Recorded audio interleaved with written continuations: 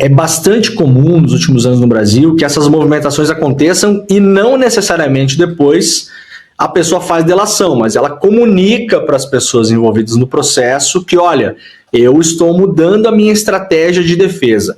O que aconteceu no caso do Braga Neto? O Braga Neto, desde o começo que ele começou a ser envolvido nesses casos, inicialmente, ele não acreditava que a investigação ia chegar nele, tá? Tinha aquela ideia de que ele seria blindado, um general de 4 estrelas.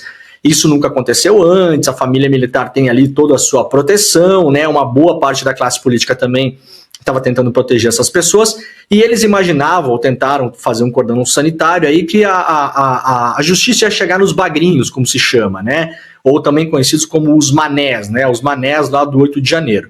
Conforme as coisas foram avançando, o Braga Neto começou a ficar muito preocupado.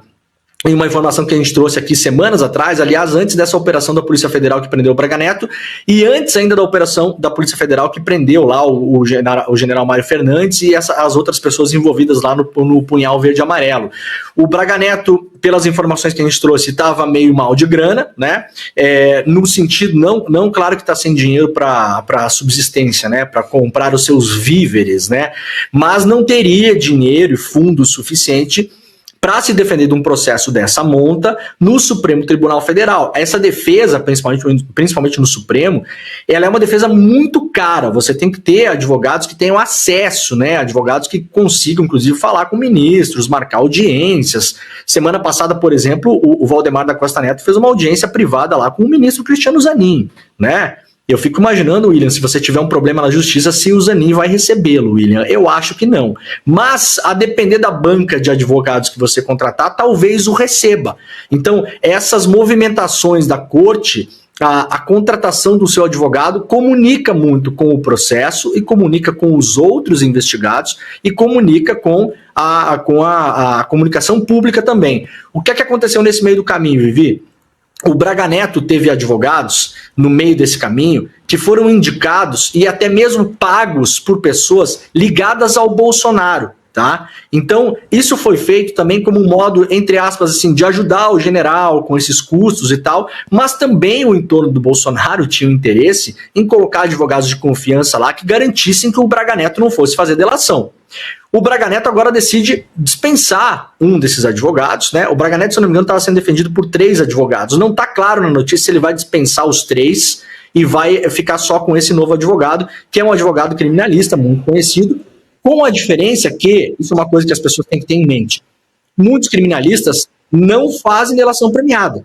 Tem muitos criminalistas muito famosos que não atuam com delação premiada. Então, se você tiver um problema na justiça e procurar um criminalista que possa ter os acessos todos às cortes superiores, né, tem aí a sua zona de influência e tal, e falar, olha, eu estou pensando em fazer delação, tem advogado que vai falar o seguinte, eu não trabalho com delação, eu faço a sua defesa, a gente pode fazer uma linha de defesa, inclusive, que você pode eventualmente assumir algumas coisas para tentar diminuir a sua pena, mas eu não trabalho com delação.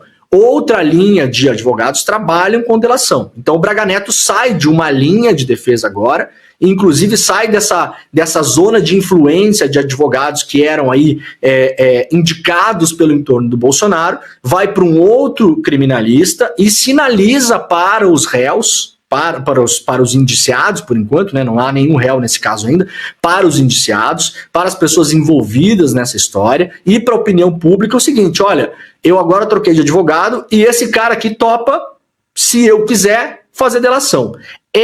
É marcado que o Braga Neto vai fazer delação? Não, a gente não sabe disso, mas é a primeira comunicação pública. Isso já foi feito antes por outros indiciados, alguns que trocaram de advogados para advogados que acreditam que o sistema, né, que o mecanismo da delação é algo que possa ser feito durante a defesa, não fizeram delação, mas o Mauro Cid, por exemplo, fez. Vamos lembrar lá atrás que muita gente falava, não, imagina, o Mauro Cid não vai delatar, a família militar, esses militares nunca delatam, ele vai assumir a bucha sozinho e tal. Acabou fazendo uma delação confusa, com morde-a-sopra, com vai e vem, com uma estratégia de comunicação pública que parece um circo montado e uma palhaçada, mas na verdade tem funcionado muito bem. Mauro Cid está solto, né, com todos os seus benefícios, aquela coisa toda. Então o Braga Neto dá um primeiro passo, Vivi, de comunicação para as pessoas envolvidas no processo, do tipo, olha só, agora eu já estou remontando a minha linha de defesa num outro lugar aqui, E se eu decidir delatar, esse doutor agora que me auxilia na defesa toparia fazer uma delação para mim.